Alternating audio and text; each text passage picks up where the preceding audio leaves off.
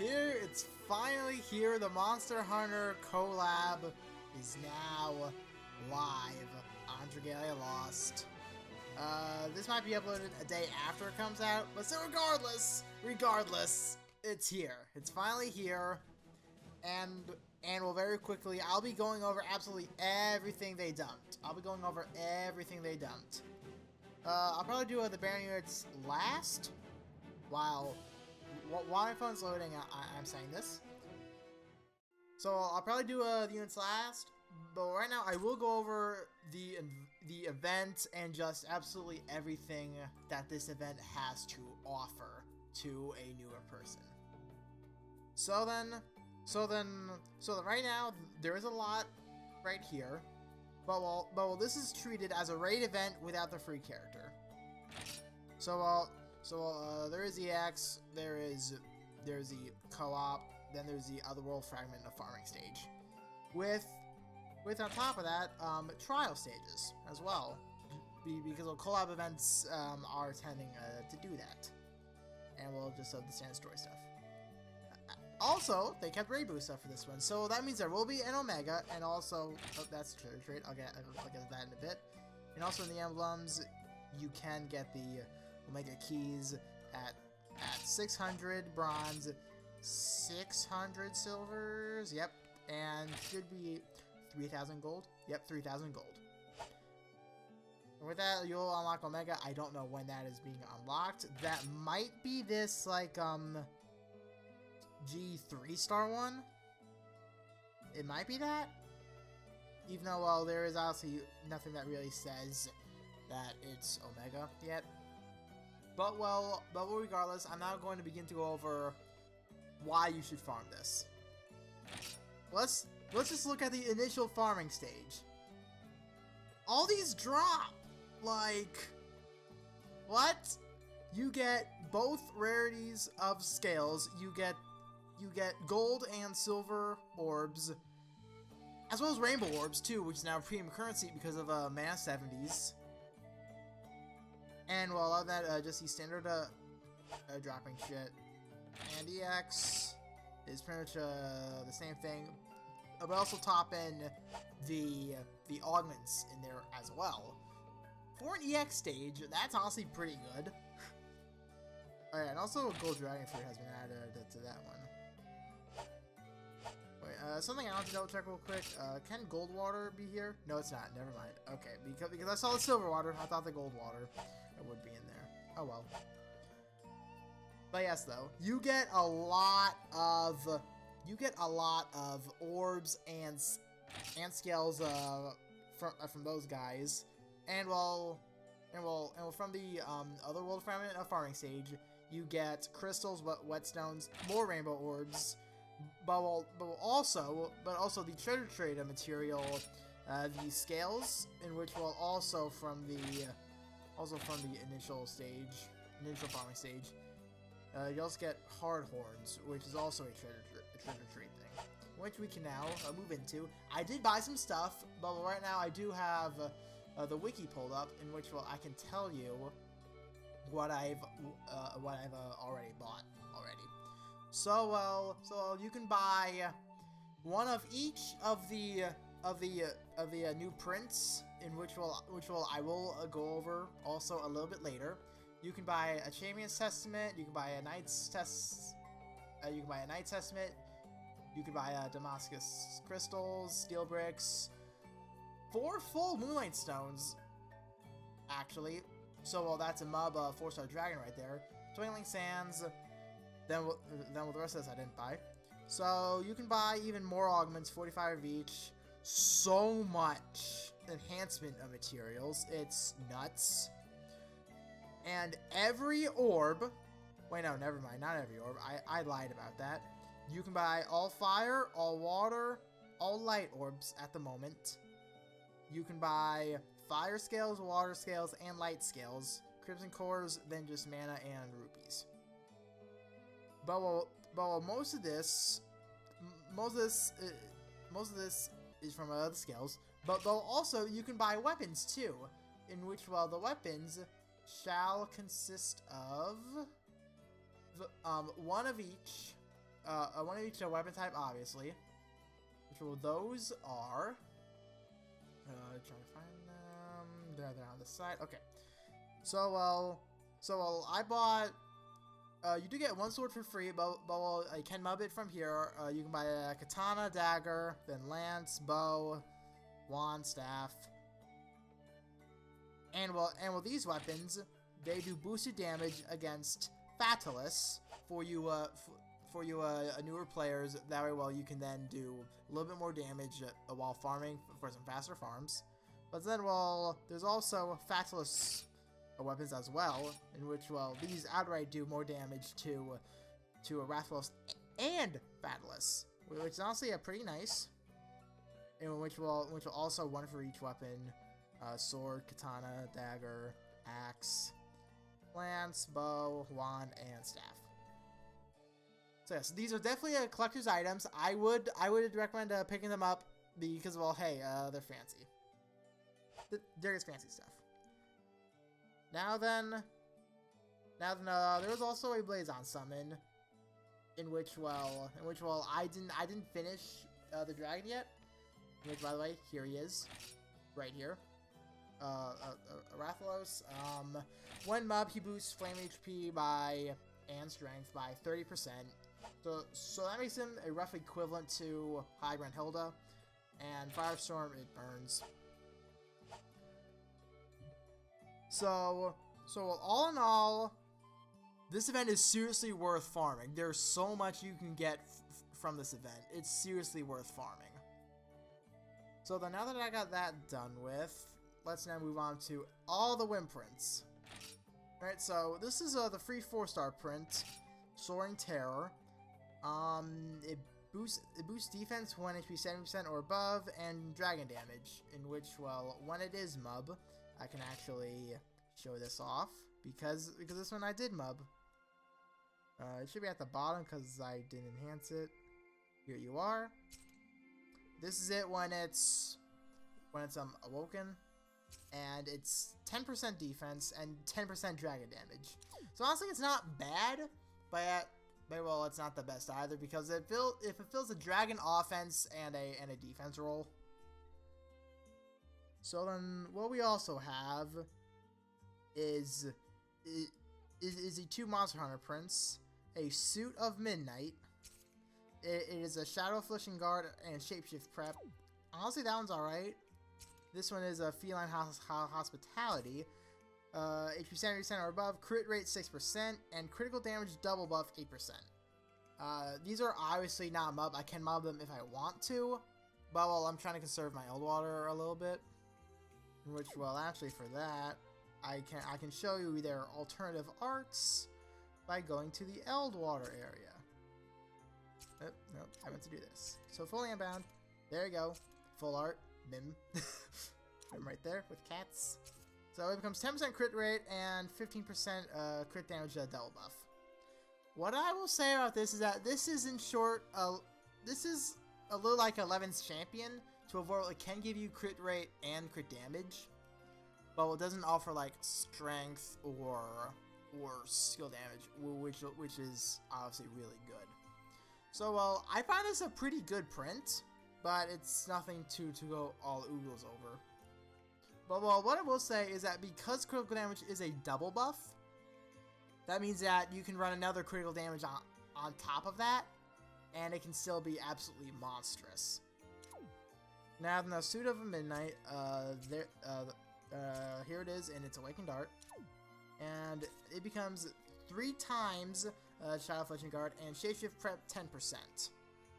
So, this print is okay. These 2 prints, they're honestly okay. You can mob them if you want to. But if you had a mob one, I would recommend Feline Hospitality over a Suit of Midnight. That's what I would recommend. So then, I talked about Rathalos. I talked about the treasure trade. I talked about the Windprints now. And now, we look into the banners. We now look into the banners themselves. Oh boy, what you guys have been waiting for, looking into the Monster Hunter banners. So then starting off with Berserker, Fire Sword type, attack unit. His first skill, flame damage directly ahead, reduces defense by 5%, and it does not stack with any other defense reduction. So 5% is low nowadays. 5% defense now is low. So there's that going for him. And his second skill increases damage of users' next force strike by 80%. This damage increase will not stack. 80%? That's like Galaluka level multiplier increase. And well, Galaluka, well, you know, I've been having fun with Galaluka. He is a monster.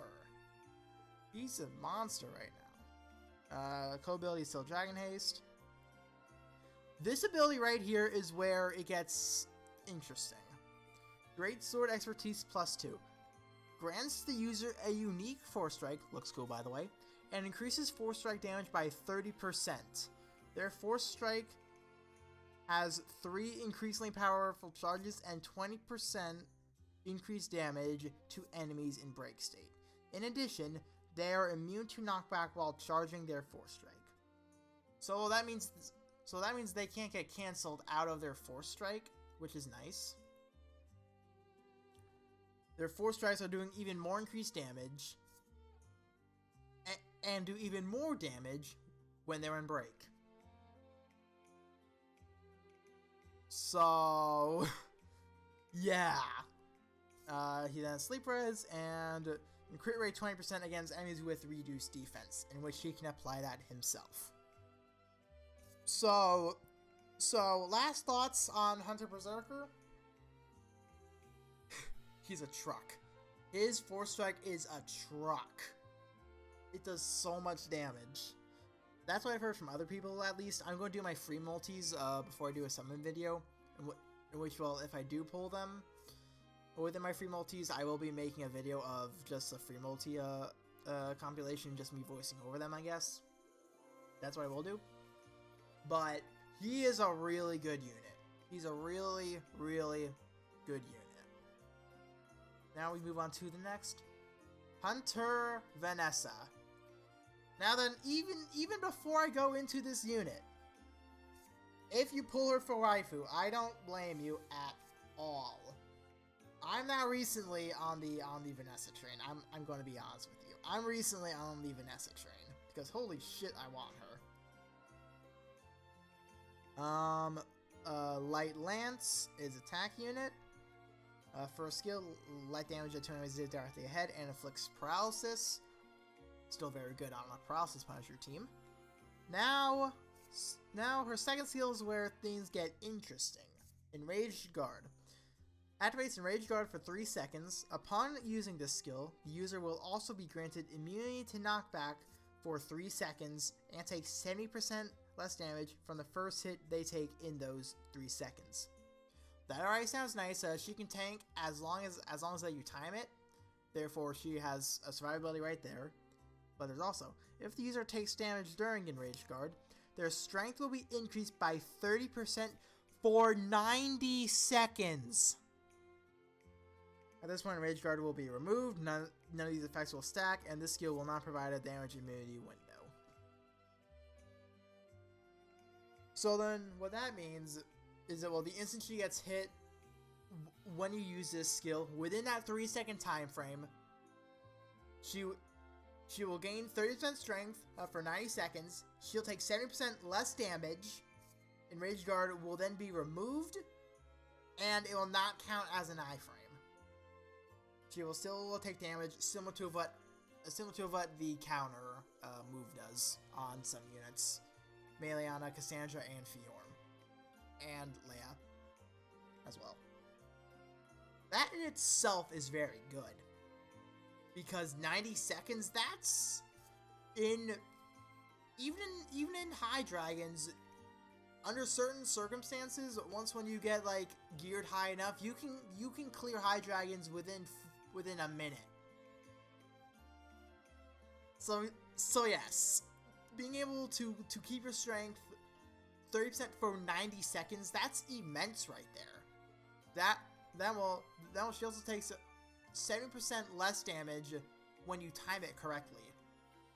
So it's pretty much a strength buff, but you have to time it, which is nuts. It's nuts. Now moving on, she has an HP ability still, and she has Lance expertise +2. Grants a unique Force Strike, increases Force Strike damage by 30%. Their Force Strike has 2 charges. After the first level is charged, damage taken from enemy attacks will be reduced, and the user will initiate a counterattack when damaged by certain enemy attacks. Once their Force Strike is fully charged, it will reduce enemy defense by 5% for 15 seconds. This debuff will not stack.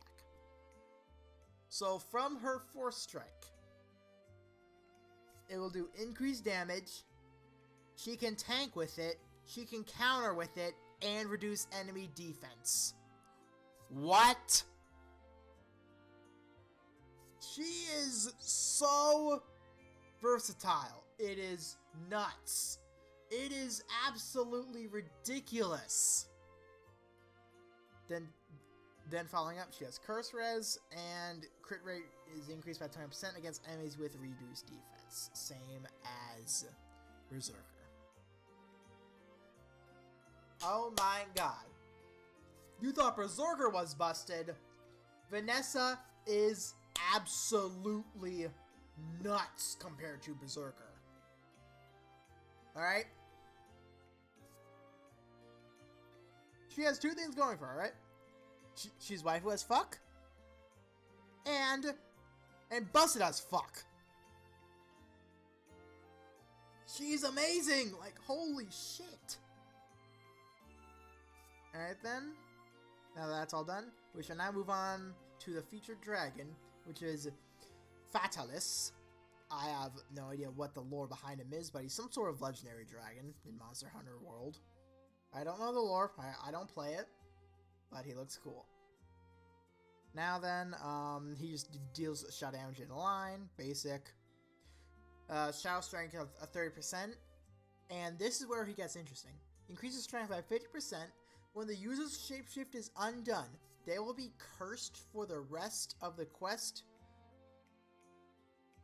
irrespective of their element. So this means he's an 80% strength dragon initially, but however, if you shapeshift and come undone with that shapeshift, you are cursed, and in short, you can't use your skills. That's actually not that bad. You know why? Just don't main him. Just don't main him. Have Shinobi as your main, then have him, then have a Fatalis on the units that are controlled by the AI. They get the 80% strength, you won't shapeshift them. Job well done. Well, because he's 80% strength, he's a very good dragon. He is a very good dragon to have. So overall thoughts on this banner? I implore you, wait until the free multis are done. Once when the free multis are done, we will know what part 2 will be, in which I already have a firm idea already what part 2 is. I believe that Cyrus will be coming in as a water bow, and maybe Student Maribel will be a hidden rate up, similar to how right now actually Hinwald is. Hinwald is a hidden rate up, which is why when you clear the first trial, you get a dark staff because he's on hidden rate up. That's also why I think that Cyrus will be water, because you get a water bow. And Cupid's on hidden rate up as well. Yuya and Verica are on hidden rate up. Ifrit is the last hidden rate up. So overall thoughts on this banner? Choice is yours whether or not you want to summon or not, but we'll definitely do all your free multis, because these units are powerful. They hit like absolute trucks. I do not own any of them yet, but I hope I do. I really, really hope I do. Especially Vanessa, because once again, waifu. So either way, that will be it for this video. I've been talking for 25 minutes, and I probably spent about a good 10 searching for something that doesn't exist in game. Yay me. So either way, hope that you have enjoyed. Feel free to subscribe, where I might help out you guys with the trials. And when I say trials, I mean the Rathalos trials. These guys. Because on the first, that's when all 4 will become available. I might as well just make a full-blown video on it. I might as well do that. And we'll also maybe when that comes out too. I don't know. It depends if it's Nightmare or Omega or not. So regardless, thank you for stopping by, and I will see you all next time.